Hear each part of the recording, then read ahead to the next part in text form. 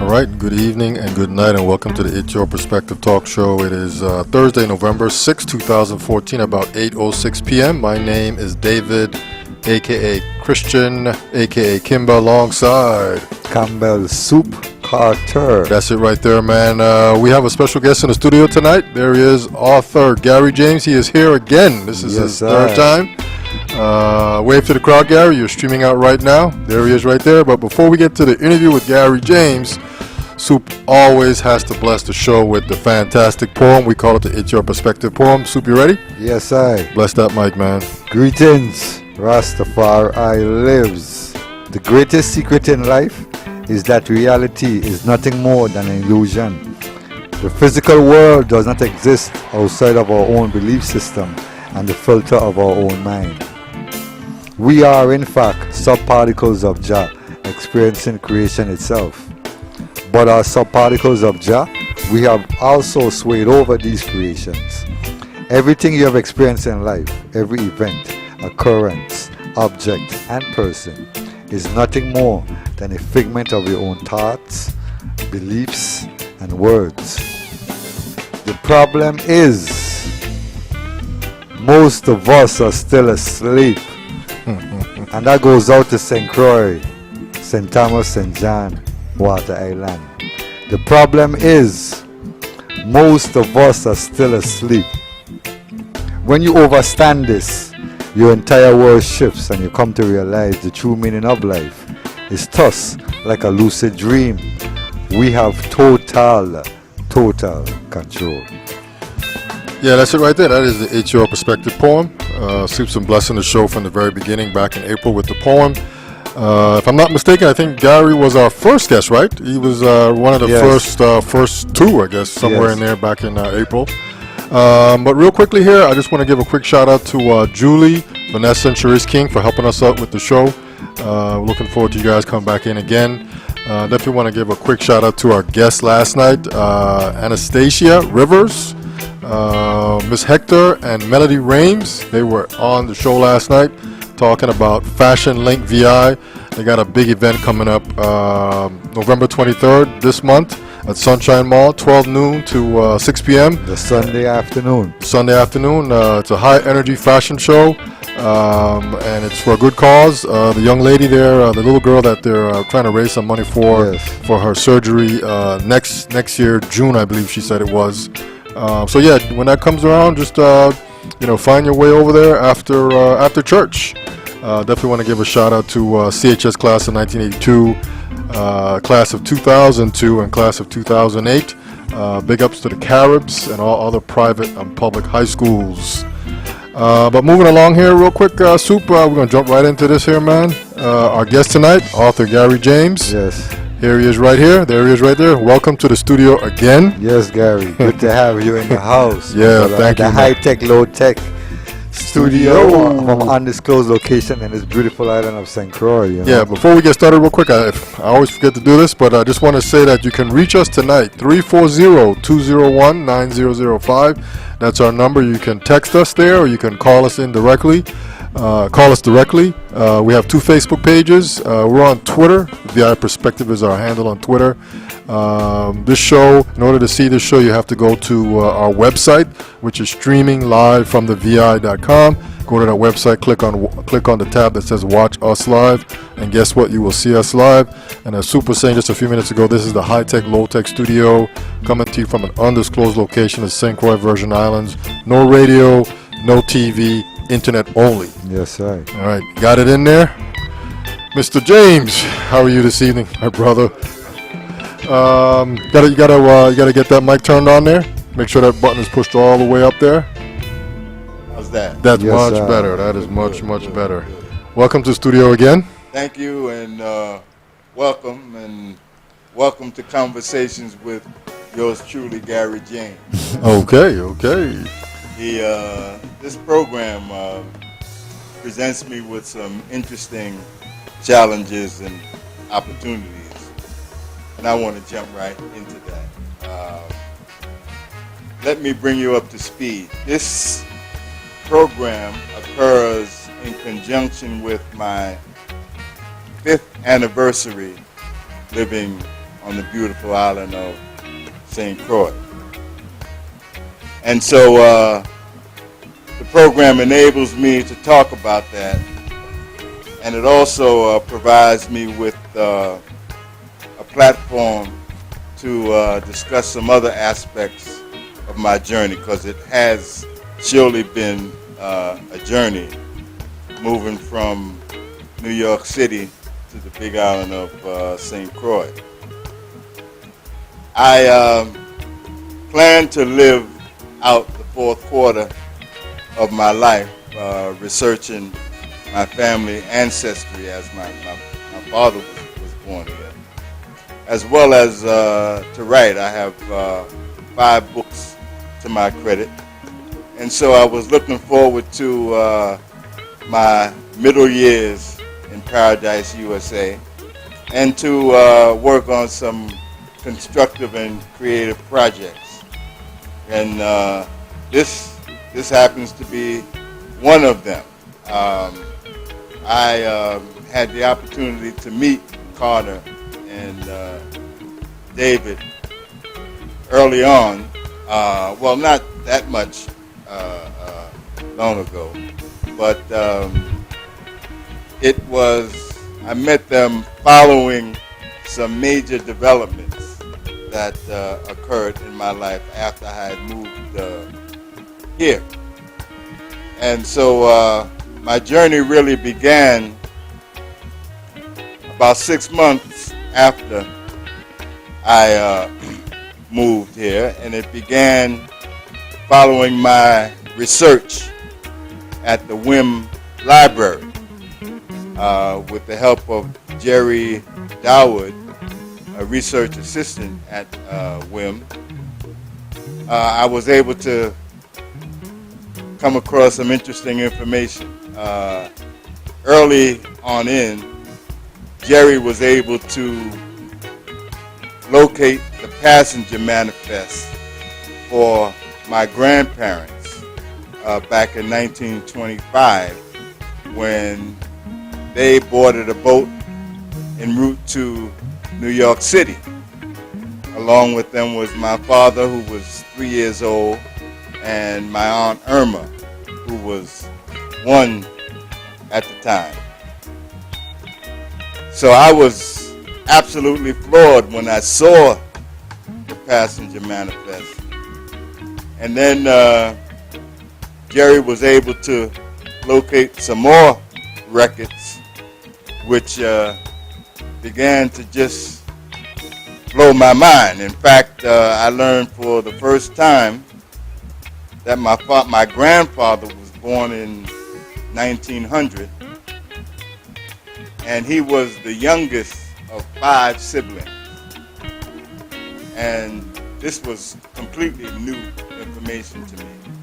And his siblings remained on St. Croix and had children.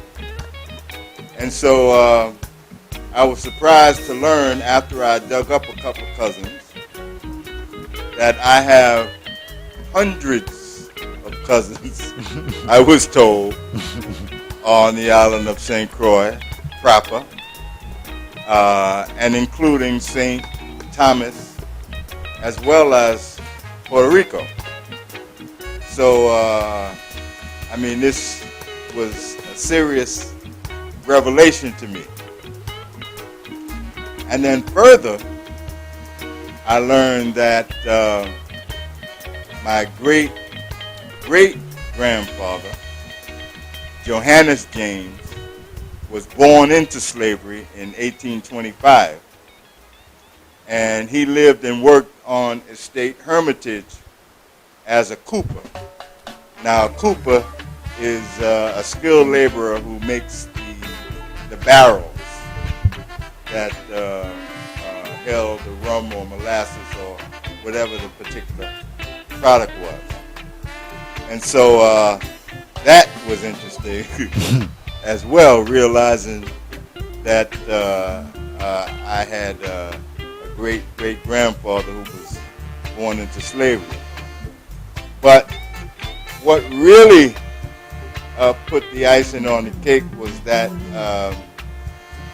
Johannes's father and mother, Adam James and Helen James, lived on the estate as well. Okay. And according to the records, they were unbaptized. And from what I was able to learn, slaves born on the island were generally baptized after a couple of months. Okay. So, for example, my father was baptized after 2 months. Right. So the fact that they were unbaptized suggests that they came here Free. as an adult, Okay. perhaps from another island or perhaps directly from Mother Africa. Yes. So I was really beginning to feel some other impulses and emotions that I hadn't been really prepared for. So I was frankly shocked to learn this information. And what also occurred after that was that I came across things I didn't know. Like, for example, my great-great-grandfather and his parents were part of a rebellion that occurred in 1848. And that rebellion caused my forebearers to gain their freedom. So Johannes, my great-great-grandfather, gained his freedom at 23, and my great-great-great-grandfather gained his freedom. He was about 48 Okay. at the time. So this was absolutely mind-blowing to me. And then what I further found out was that I was completely ignorant of local history. I learned about Transfer Day, Emancipation Day. That's what occurred July 3rd. on July 3rd, 1848. I learned about Contract Day. October 1st. Right. Fire I Bond. learned about Liberty Day. November 1st. November 1st. Yes. And I learned about people like David Hamilton Jackson and Caspar Holstein. Holstein, Yes, I. among many other Virgin Islanders, men and women, who made dynamic contributions to the Virgin Islands as well as the cultural, literature, and political development in the United States. Yes. And in Harlem in particular, the storied Harlem Renaissance, many of the immigrants from the Virgin Islands played major and profound roles, consequential roles in the Harlem Renaissance. Right. So this was a flood of new information for me that, in fact, impacted my worldview. Okay.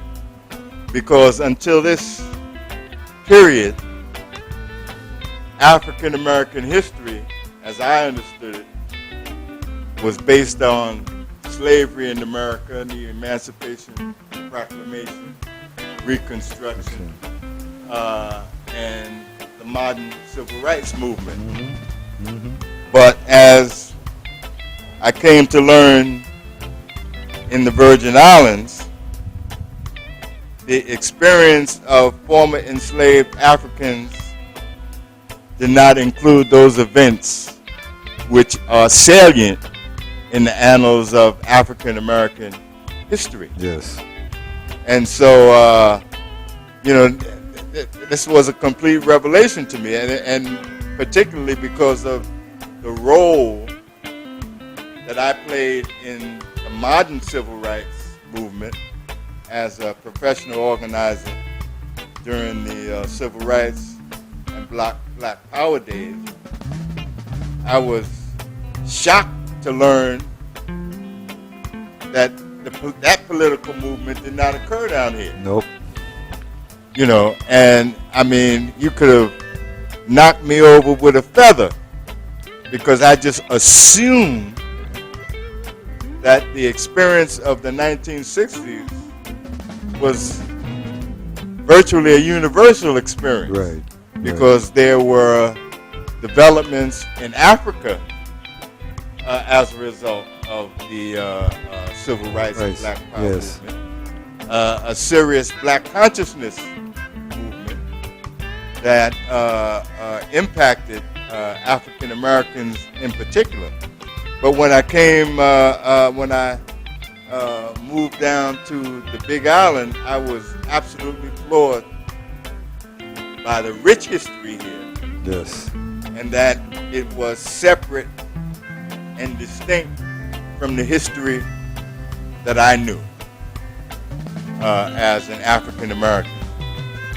And so I was heartened to know that my DNA was established here, and I have an organic relationship with St. Croix and the Virgin Islands. And so I began to study and absorb this history. Yes. That I was that had completely eluded me up until this point. And so I realized that there were two distinct historical narratives that are real relative to the respective community here and there.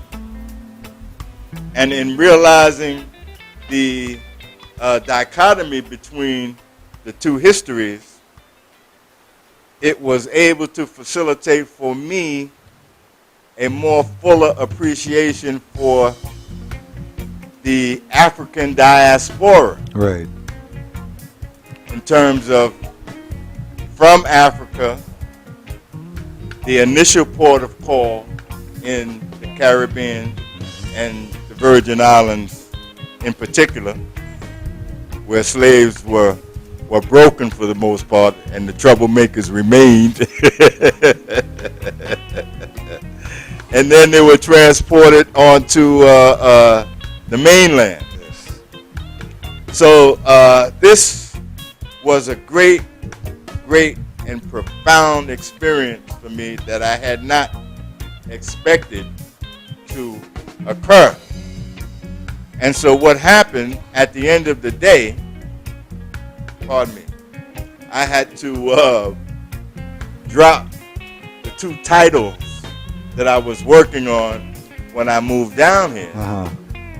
Because what I was learning from my ancestral roots and local history was eclipsing what I had come down to do. So I had to make some decisions, and it was clear to me that I needed to organize this new information so I could absorb it and perhaps present it. Yes.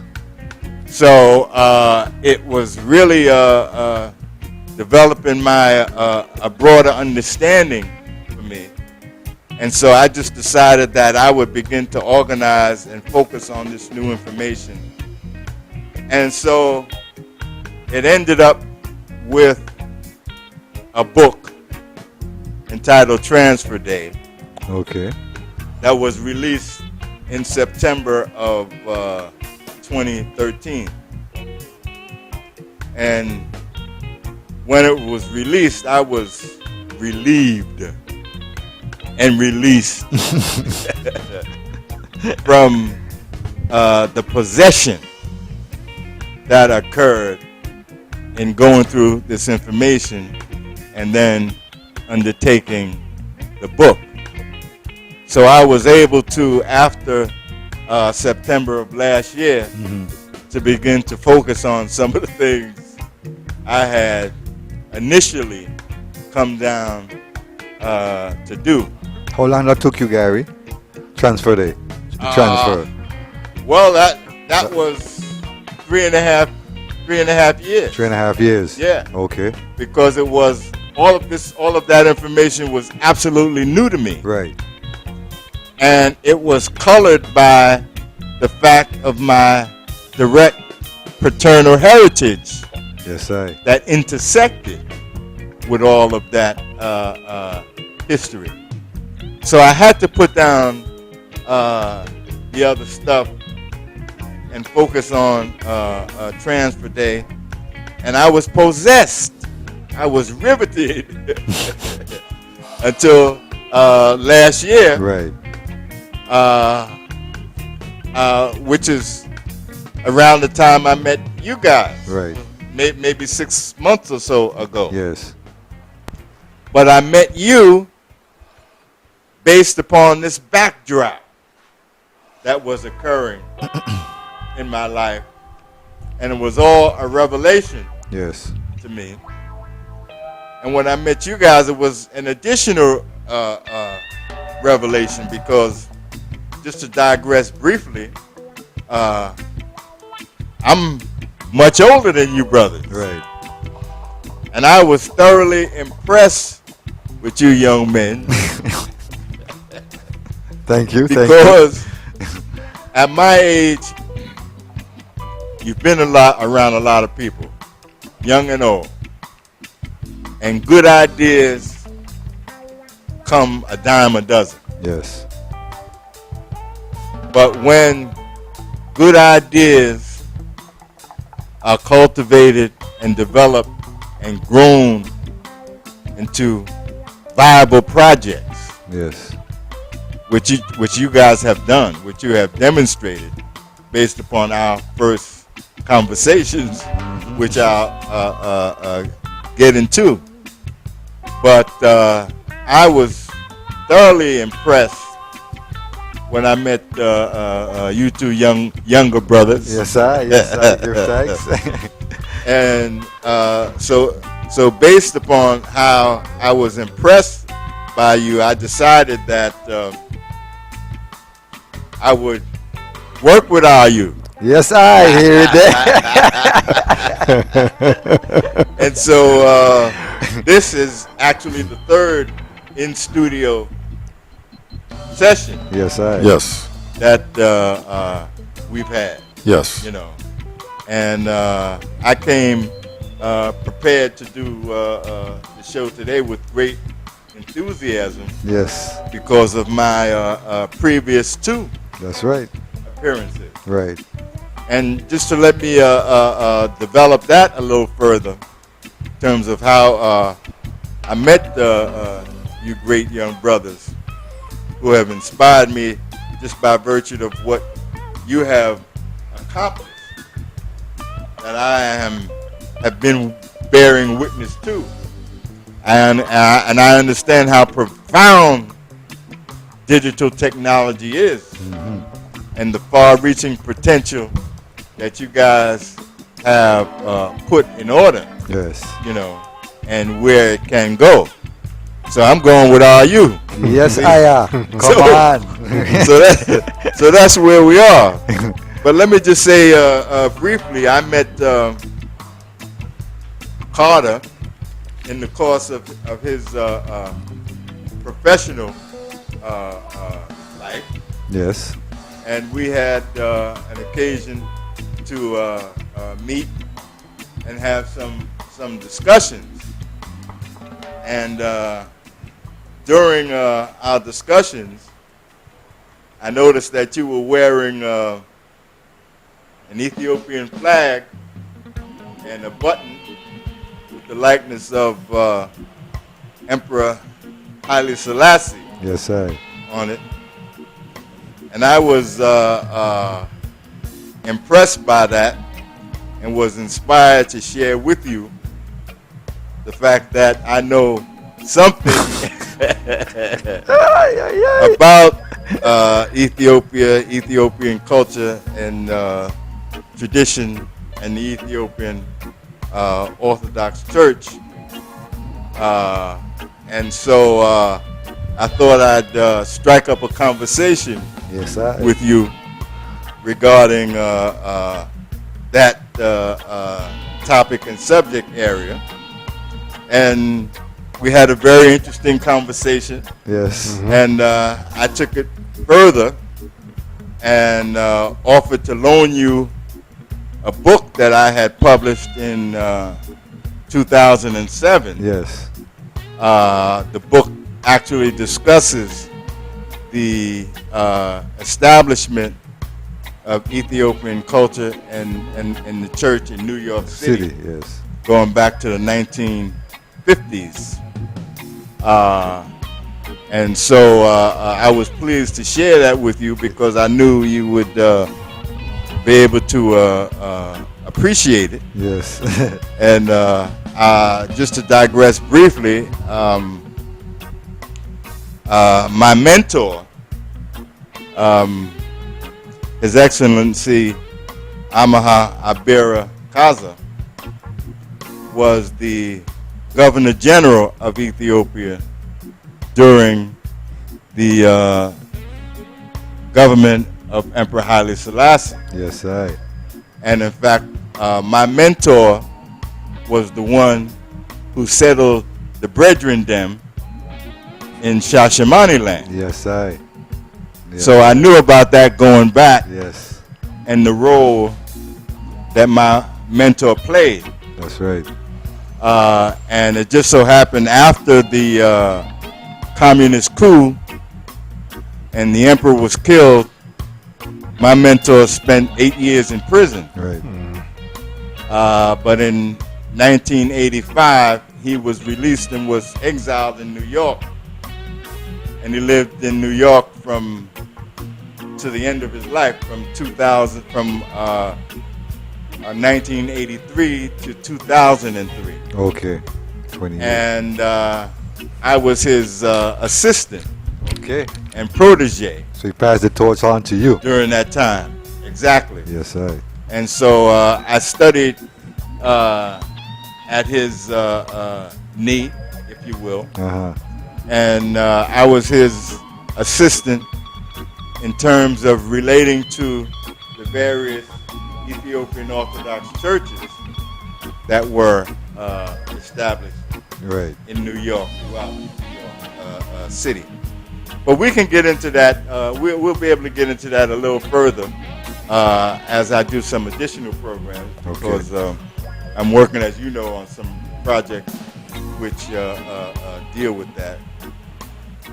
But I just wanted to mention it because it has a lot to do with the spirit that I felt with you brothers, Right. and my interest in an ongoing relationship with you in terms of that. So that was essentially the backdrop that enabled me to become introduced to you. And at that time, Carter, you mentioned to me when you returned the book a couple weeks later. Yes. You mentioned to me that you and your partner David was working on a project, Yes. and in fact, you had anticipated that your digital studio would be open in a matter of weeks. Right. And you mentioned to me at that point that you would be interested in inviting me to do an interview. Yes, I. And I, of course, jumped at the chance. Yes. And so I was your first interview That's right. after you set the studio up. Oh, that's right. You know. You And bless so, us real royal. And so we had a great time. I thought the show went well. I uploaded tape, Right. and you at that time informed me that perhaps we could do another show Yes. down the line, Right. and I let you know I was interested in doing that. But you made the point that this was that political season was approaching, and so you were going to be real busy into the political season. But after it was over, you would have some time slots wherein I could come back and we could talk about doing a regular time slot Right. scenario.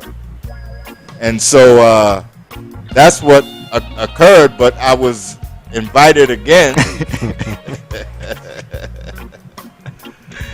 for an in-studio session. And I was pleased with that, and I gave you guys an exclusive heads up because I had just had my latest book release. That's right. Black Black Politics 2.0. 2.0. That's right.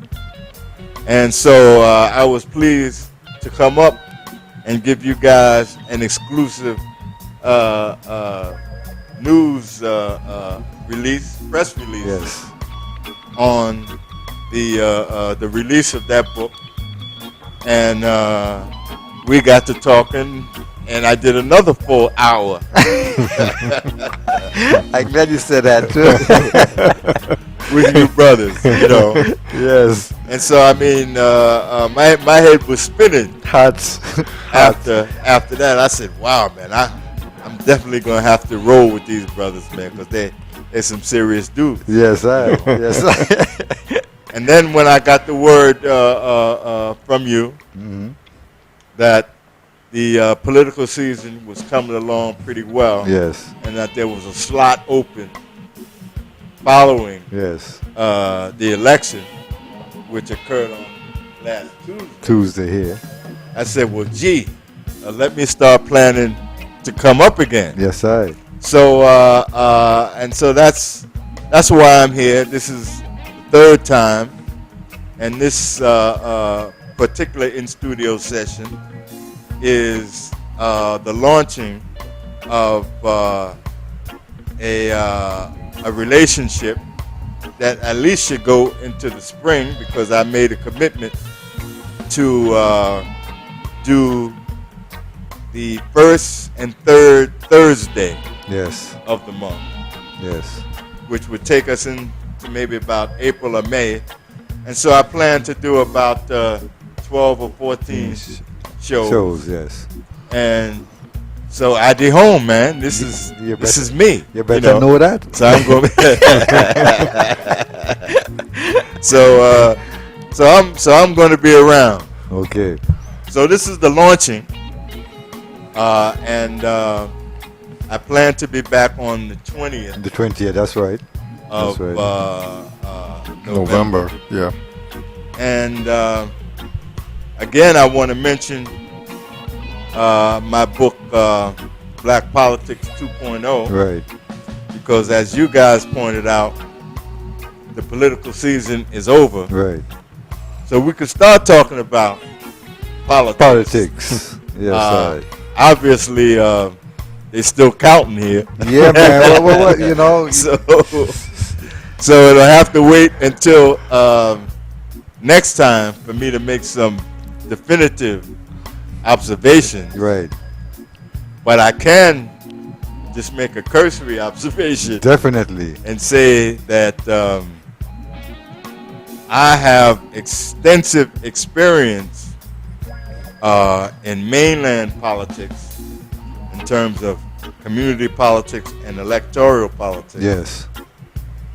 But based upon my 5 years of being on the learning curve of Virgin Islands politics, I have never seen anything like this in my life, bro. This is a whole nother thing. Madness. This is a unique animal. No question about it. So, You know. Yes, Gary. And the problem is comprehensive.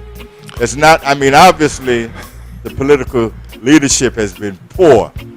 Very over poor. the decades. Very poor. But the fellowship is a problem, is the bigger problem, That is the bigger problem. because the fellowship has been too laid back. Too much laid back. And so now we have a situation where the tail, the leadership, is wagging the dog. Whereas the dog, the people them, is supposed to wag the tail. Tail, which is the government. But that's not happening Not happening, yeah. because of tradition and a whole lot of other things. But I'm looking forward to hanging out with you guys Okay. so we could talk about more of these things in depth. Yeah. Obviously, I'm not an aficionado of Virgin Island politics, None of us but I are. know something about Right. politics. None of us know. are right now, Gary. But I mean, it's just blatantly right in front of our eyes. It's in front of your face. and It's and raw. and for me too now it's really getting overburdened, overbearing right about at this point here right now. As the days go along, we really I can't understand if the people them can't about to wake up. Really people wake up and see what's really happening right in front of our very, very eyes. They're not hiding to do it, they're doing it blatantly. First of all, the election was federally mandated to use the DS200 machines. Right. The election boards, whoever made them guard and jury and everybody else in there, decided that they is not going to use these machines. Right. And we the public sat back and we allowed it to happen.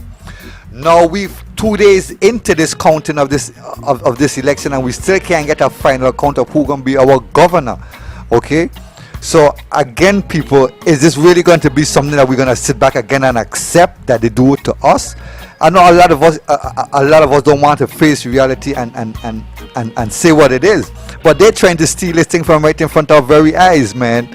You know, and if we don't stop it right now, nip it in the bud, I think, Gary, they're going to continue to do it, and Kimber, they're going to continue to do it over and over again. Well, that is my general assessment of what is taking place, you know, and what I find so confounding to me is that you know, I'm used to. I mean, corruption is not new. Right. I mean, and New York is a bastion of corruption. That's But right. in New York, you know, there's a level of sophistication, you know, and of course you don't want to get beat out of stuff. But when you are finessed out of it, when people do clever things, Yes. and that you find yourself on the short end of the stick Yes. on, at least sometimes if you have been finessed out of it with some sophisticated scheme, you could at least say, you know, that it was a brainstorm, you know, for them to be able to come up To pull off something like with this and pull it off. And I should have been on my toes a little bit more, Right. and I could have perhaps caught this. Caught that, But exactly. you give kudos to people who can successfully pull off a caper, A caper, eh? you know. But down here, man, it's in your face. Yes. It's no level of sophistication. sophistication. No. It's in your face. I'm doing this. I'm gonna do Wait. it. So And what? Now so what? What are you gonna gonna do about it? You it? can't do anything about it, and you better not do anything about it. That's right. This is deep. Because we went back out to work. We continue to work. We going back out to work like everything is normal. Like nothing is happening here. I'm telling you. And I'm sitting back and I keep saying before the election start, Kimber is my witness. I'm one to tell you, man, this election is going to put us straight forward. We're going to either stand still, go ahead, go left, or go right. But this election is going to define who the Virgin Islands is for the next 50 to 100 years. And we could see it it has already started to happen, to manifest right in front of us. So now for me now again, I'm saying to the people again of the Virgin Islands, are we going to allow ourselves to be disenfranchised? We are federally mandated to do a mandate. We have an Attorney General. We don't have not 2 days. Post-election now, 2 days. Yeah, we haven't heard from him. And we have not heard from the Attorney General. I haven't seen anything from him. And I would suspect that if you hear from him, it's going to be on the side of the Board of Elections, because that is the pattern that I have witnessed. Yes. And apropos to what you were pointing out, Carter, the board actually made an illegal resolution to use the machines without the provision for voters to scan their own ballots. That's right. You see? And so this, in my view, obviously I'm not a lawyer, but I know enough to be concerned that the Board of Elections has seriously violated the voting rights That's right. of the citizens in the Virgin Islands. Yes, I. Now, as we speak, there are many court actions underway. I mean, Have to take litigation is going to take is in process. Yes. From a whole lot of other levels. Yes. But the people in general can initiate class action That's right. as well, because generally the people have been discriminated against in terms of their voting rights. That's right. And their capacity to cast their ballot in a transparent and verifiable way. That is the law. That's right. So, notwithstanding whatever happens with the litigation currently underway, the people in general need to think in terms of taking some corrective action That's right. and following up on dealing with this Board of Election that has usurped their power, That's right. you know, and they're saying you can't use the machine, we'll use the machine for you. I mean, what? Like we are handicapped. Like we are incapable. We are not. You know, we don't have the cognitive mind power to do this. What is going on? And the sad part about it, Gary and Kimber, is that they've been going around the whole island, been going around the territory with these machines. Giving You understand it? demonstrations. Giving demonstration. The machines are working perfectly fine. The machines are working fine. The machines are working well. At the last At minute, the 99.9 hour, they decided, the brain holes decided, well, no, y'all ain't gonna use it, and that's it. So now they're calling for a runoff. The runoff is November 18. My runoff is nobody goes to vote, because we already done voted, and there wasn't no need for no runoff right now. You know, if the people are really serious about where they want to go, because if we don't say nothing now, we don't do anything, it's gonna be like, okay, nobody, they know, they don't care, or they're not interested. They just want to just go to just cast a ballot for whatever they want to cast it for, and cast it and go back to do the business as normal. No, it's not business as normal. It's not business as normal. The buck has got to stop, And it got to stop somewhere. and it's got to stop with the people, because the people have the potential to be in control, That's right. but the people are being Control. controlled. Yes, sir. You know, now in terms of this runoff, it seems to to me that because of the way the vote went, there is a desire to manufacture a situation requiring A a runoff. runoff. And then again, too, now, Gary, this is the next question again. In the runoff now, what are we going to do? We're going to go back to the same hand tabulation again? That we got to sit back for another 2 days, 3 days to wait for a final count again? So is it the same thing over, people, that it's trying to do to us again? So again, wake up and see what's really, really, really happening. Yeah, if I could ask you a question real quick here. I'm trying to understand what this, I guess, in order to win, you have to win by a margin of 50, was it 50% plus one? Explain it to them, Gary. Yeah, I don't Explain it to us, kinda- Gary. well, Explain well, it to me, Gary. Do you know what that means? Well, that's that could be classified as a little tricknology. Okay, that's what I thought. You see. Because I don't understand it. Because the fact is, according to my brief reading of the Organic Act, it's just a simple majority that's Okay. required. Meaning that the winner does not need 50% plus one. So in other words, He does not need 50% plus. no, Okay. it's a majority. So in other words, as the election stands in terms of the last bit of information I was able to read, learn, was that MAP had 49 plus percent, Percentage, yes. and Donna Christensen, the delegate, had 35 plus percent. Now, the other candidates split the other. The difference of those two. Yeah. Yes.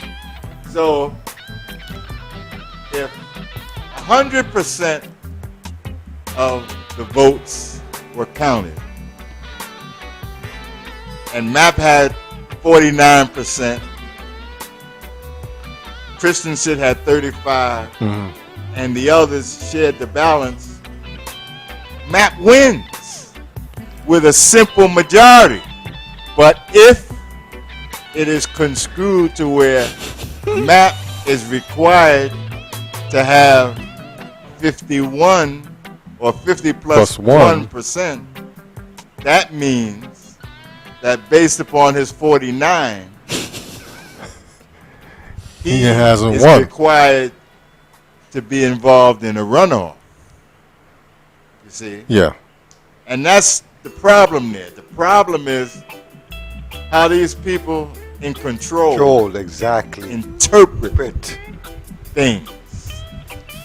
And when the general or the conventional interpretation does not meet their subjective goal, then they come with a different equation. That's right.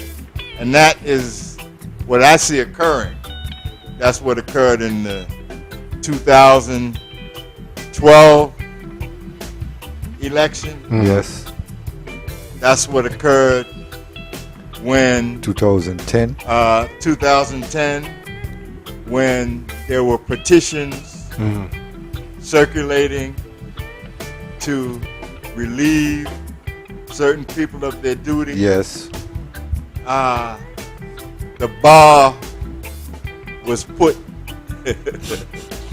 to a different level. Yes. And so these people who control things, who are in these positions of power, make arbitrary decisions in order to fulfill their objective and tell you, the people, anything. That's right.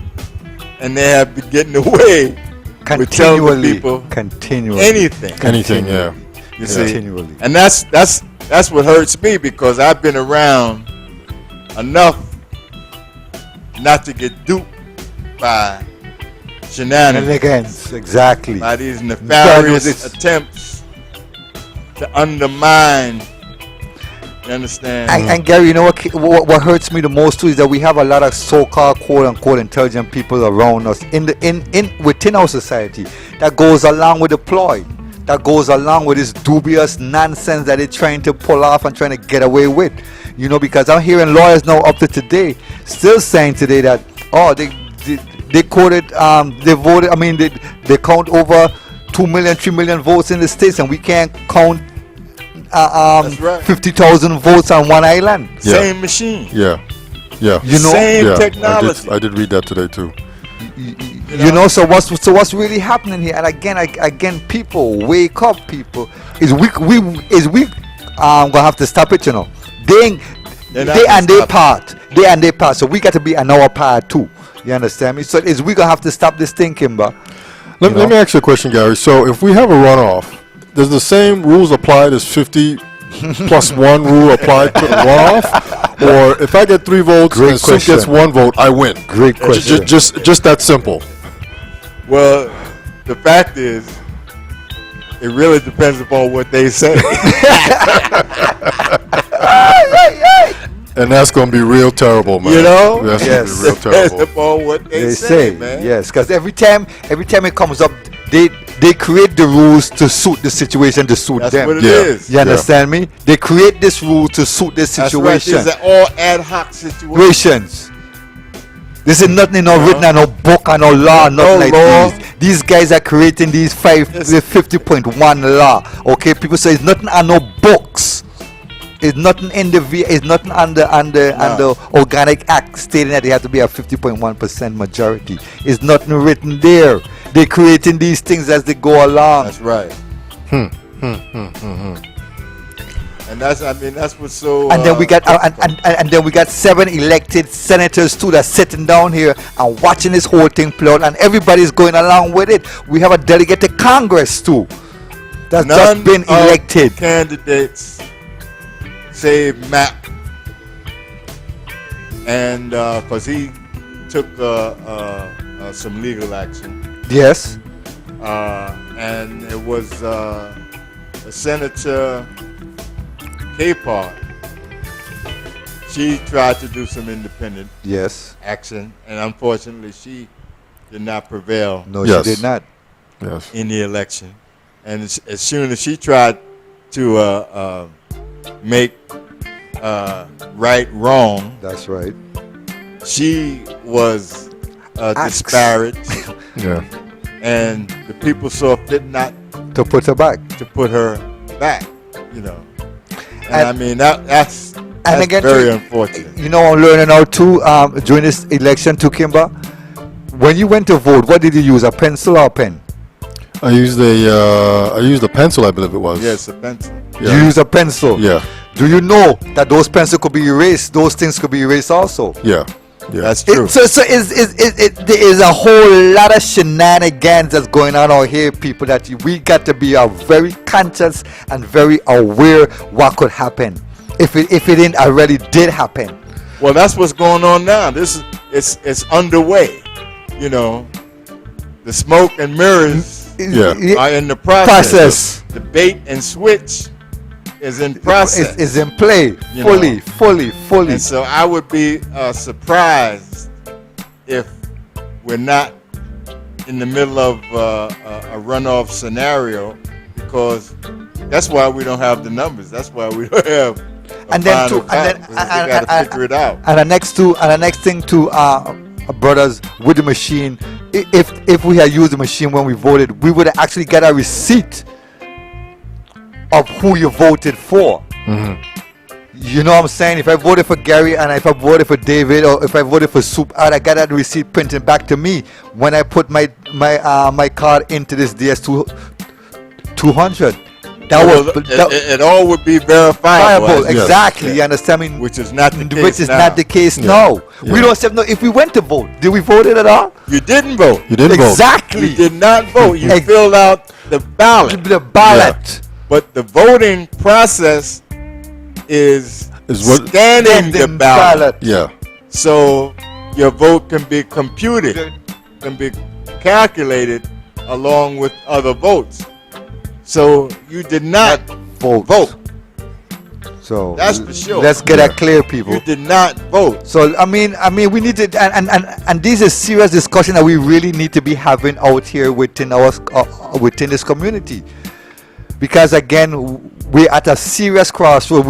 We're looking to install now another refinery, put back this another buyer on our backs again for another 50 years, again to go down, for us to hearing that we don't have the money to do this and the money to do this and all of these things that didn't benefit the people for the last 50 years. They could have come and cracked it, cut the deal out and just go home with their pocket filled, and we the people stay holding the bag again. Holding the bag again. And it would be a travesty. For it to happen right in front of our very right. face. And one of my thing too, brothers, I don't know how y'all feel, but this is my perspective too, that the lame duck governor and the lame duck legislature should not have no dealings. They should have nothing in this, to do with it. Yeah. That's correct. In this, I agree with that. Yeah. in this deal that's going to be taking place here now. The new legislature and the new You governor should be the ones who inking who the steward name this thing. and That's this right. and this proposal. So again, I mean, is It's cloak and dagger, man. It's cloak and dagger. Cloak and dagger. you know, this is no joke, people, and this is our grandchildren. This is our grandchildren's That's children. Our legacy that we leaving back now, it gonna be on their heads. You understand me? And That's their right. backs. You know, so do we really want to put them through this, people? Well, it's interesting because the Virgin Islands, as a majority African Descent, Ancestors. ancestries, yes. is really in a unique position to make some meaningful progress as a country Yes, if some self-reliant objectives were worked on. you're right. See, if the residents got up to speed in terms of their political acumen Yes, and how they're politically organized and deployed. right.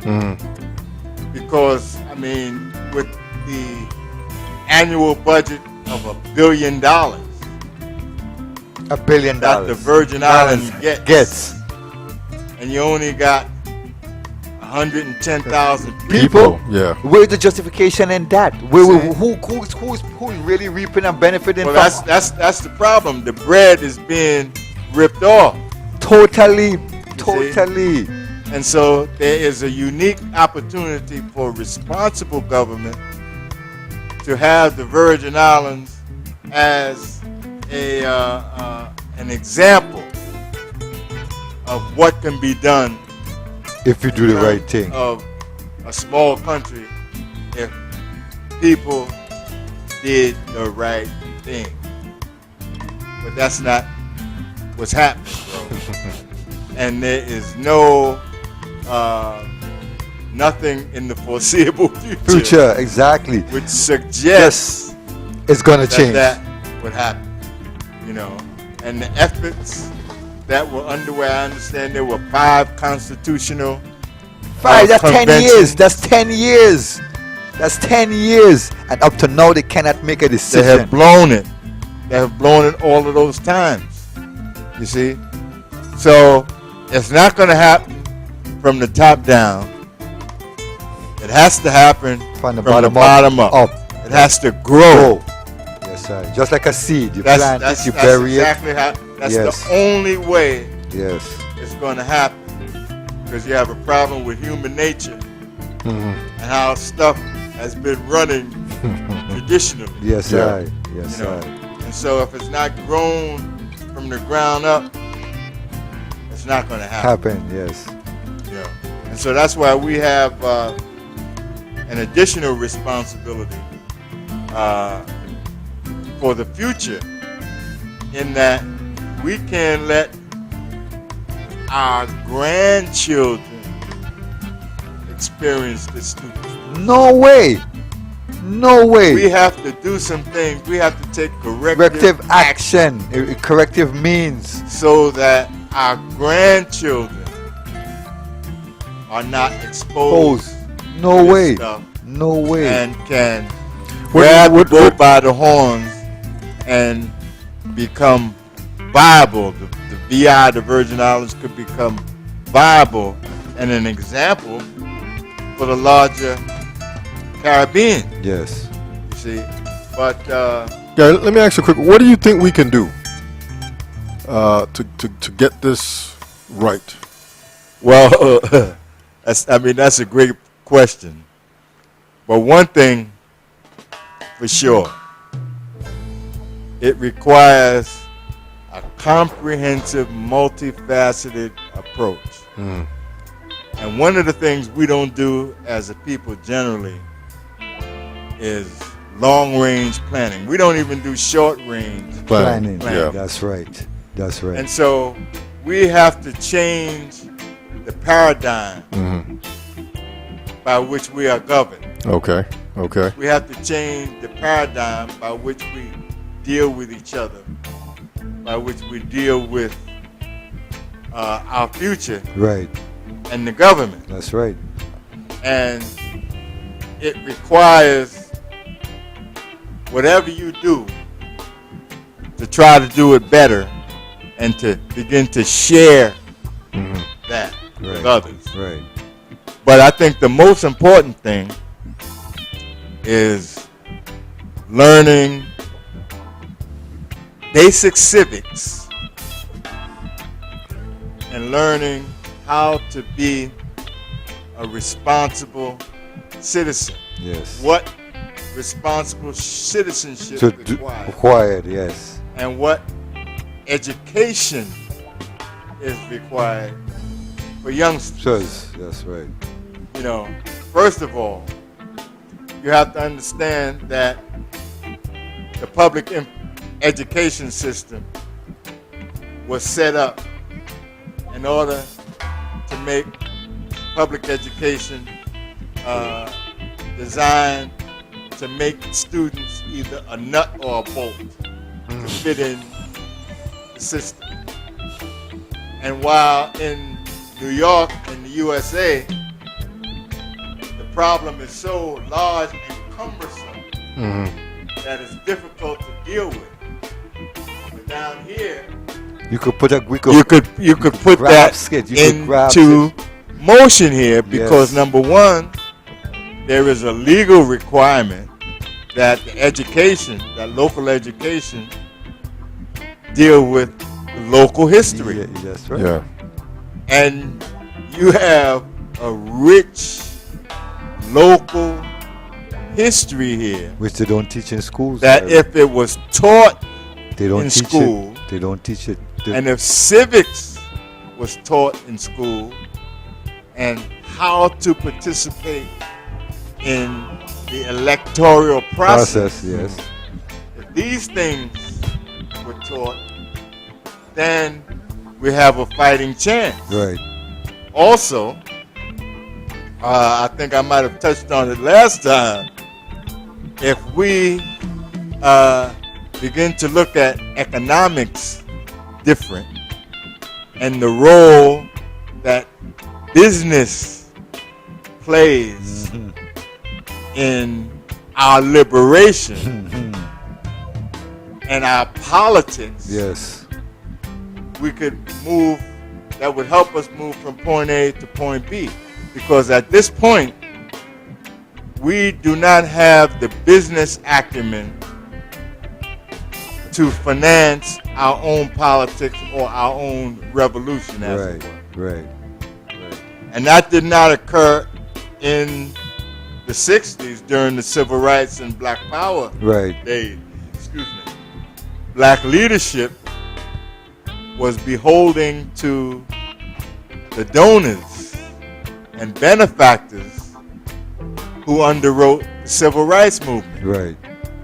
so that the leadership had to be beholding to positions, to political positions that did not jeopardize the funding sources. You see? Yes. And that was one of the issues that marginalized the civil rights movement, because everybody was into not-for-profit. And white paternal fathers underwrote the civil rights movement. Right. So we did not finance it of our own means. Right. Therefore, when the bread was pulled back, we couldn't do anything. Right. Right. See? And that also occurred with the Black Power movement. Right. But that is a little bit more complex. But it occurred in the Black Power movement basically because the Black Power advocates realized too late that the revolution had to be financed. And because of what the black revolutionaries brought to the table and what was going on around the world, the only way to finance the movement was through illegal action. Right. Stick-ups, you know, and drugs, and all these Kinda, of yes. various activities, 30s, yes. which ultimately was the downfall Fall of the movement. the black movement, because they got hung out there on a limb and couldn't finance themselves. And you had people like Rap Brown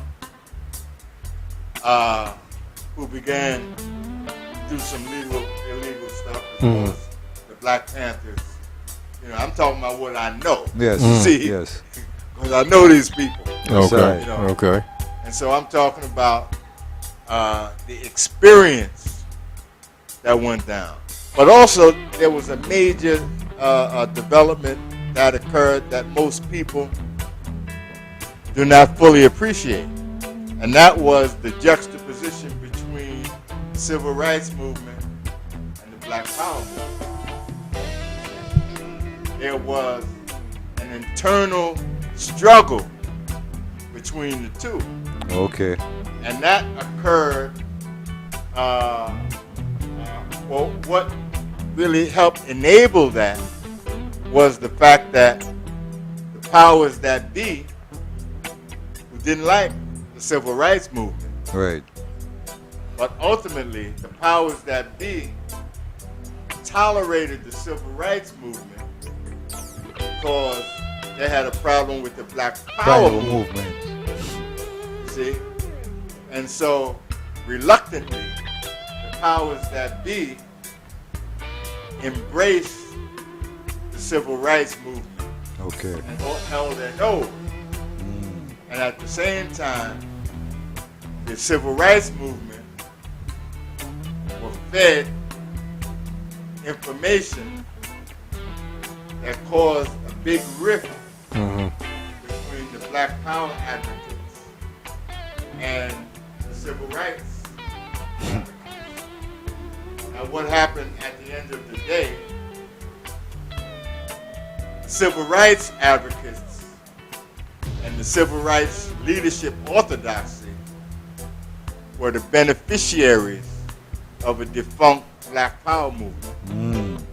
Because the powers that be through COINTEL and other Other black black operations operations, yes. positioned black militants as revolutionaries, communists, and so many Other names, Majority. Garrity, yes. And they promoted what they called responsible Propaganda. Negro leadership. And responsible Negro leadership was the leadership of civil rights.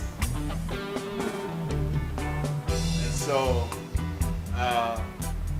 civil rights became endeared to the powers that be, because the powers that be were concerned with the emergence of Black Power movement, which was a part of the whole black consciousness Right. movement, and it was a juxtaposition between the older folk in the civil rights movement and the younger folk who constituted the emerging Black Power movement. And as as we do our shows, I can get into that with a little bit more detail. Yes. In terms of the role of SNCC and its evolution from when Stokely Carmichael Right. was the chairman. Yes. And the chairmanship came from John Lewis to Stokely Carmichael. But John Lewis was in a different orbit. He was in the southern religious clerical orbit, Right. as with Martin, whereas Stokely was a northerner. In fact, he's out of the Bronx. Right. I know Stokely, but he was a part of the youth movement, and he became more revolutionary. Right. And so he, when he left SNCC, he gave the chairmanship was held by Rap Brown. Rap Brown. Right. And Rap Brown, Stokely was revolutionary, Right. but he went focused on Africa. Yes. And began to deal with the African revolutionaries, because that was occurring as well Right. during the 60s. 60s. Yeah. African liberation. Liberation movement. Yep. Yep. And Rap Brown stayed local. He was out of Harlem, Okay. but he realized that he needed to finance the revolution, Right. and there were no options that he saw Right. beyond stick-ups and other That's stuff. tough. Going out on the streets. Street talk. Rap did those things, Right. as well as the Black Panthers Right. as well. I knew about those guys because they were my peers, Right. and I rolled with them, not with them per se, Right. but we knew each other, Mm-hmm. and we did similar things. Right. I knew Panthers as well. In fact, I had a relationship with Eldridge Cleaver. Okay. I had some differences with the other brothers.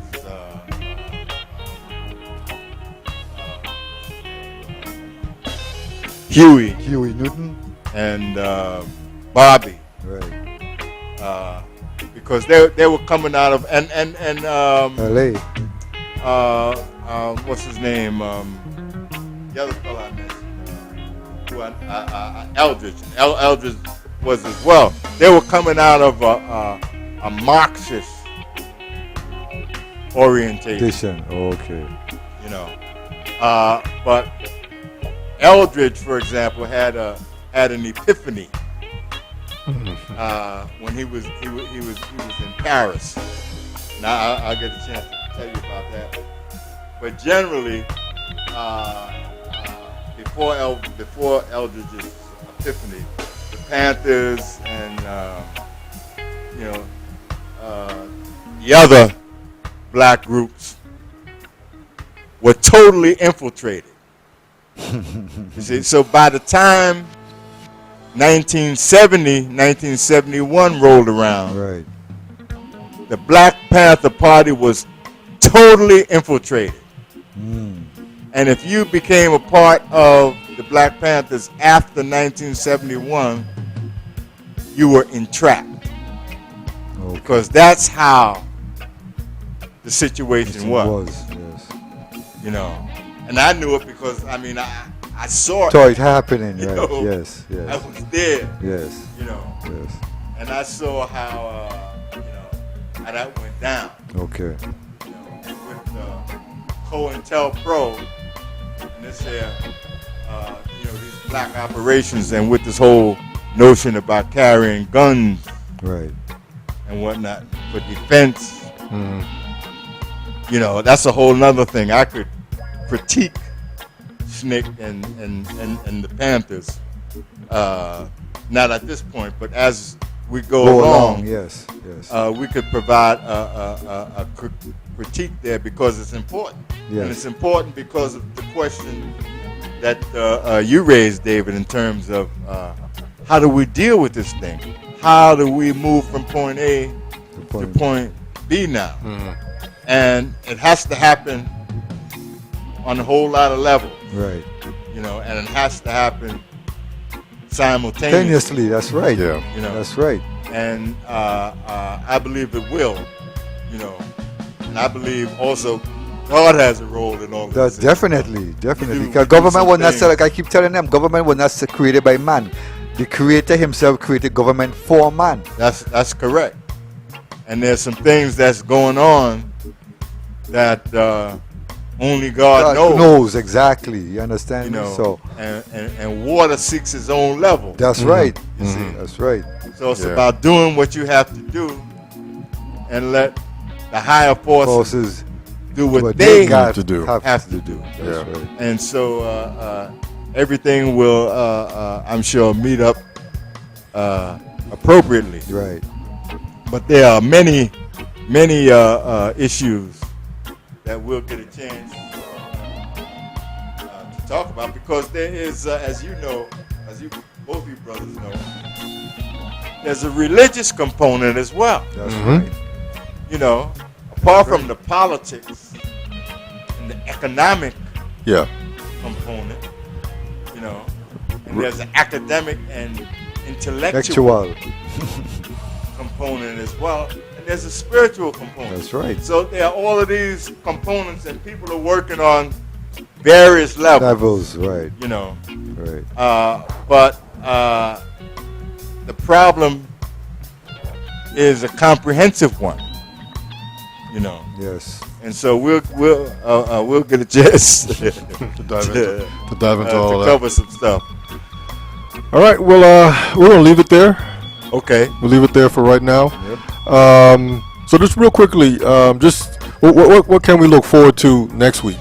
Not next week. Yeah, I guess in 2 weeks. Yeah, in 2 weeks. In 2 weeks. In 2 weeks. What can Well, we look in 2 weeks, I'd like to perhaps talk about the politics. Okay. Hopefully in 2 weeks we a little know. more. Yeah, well, we should know. Hopefully. We should, it should because be it- definitive. 18 should be there, and then the 20th you should be back in. Absolutely. Yeah. And Yeah. for me, again, it shouldn't be no runoff. I mean, we should punish them now by not going to do a runoff. You understand me? But again, do the people them have any vision? Do they have any foresight? Do they have any will? Do they have any desire not to comprehend or not to go along with the system? Well, I don't think it's there, brother. Okay. If so, the three of us decided to make a move to take some corrective action, we'd be out there on our own. Yeah. definitely, we know that.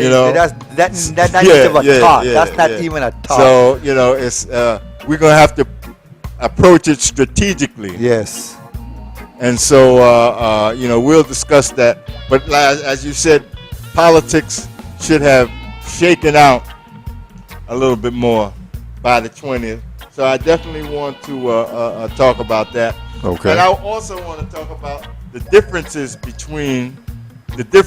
and similarities between politics in the States and politics here. Okay. Yes. You know. And I think you mentioned that in. I want to discuss that. I want Yeah. to discuss that further because it's some serious stuff. So, Yeah. Right. You know, Right. Okay. because there's some differences and there's some similarities. Similarities. Okay. But overall, we're in the same boat. Yeah. That's right. We still You know, got in terms of how we deal with the American electoral System. political system. Yes.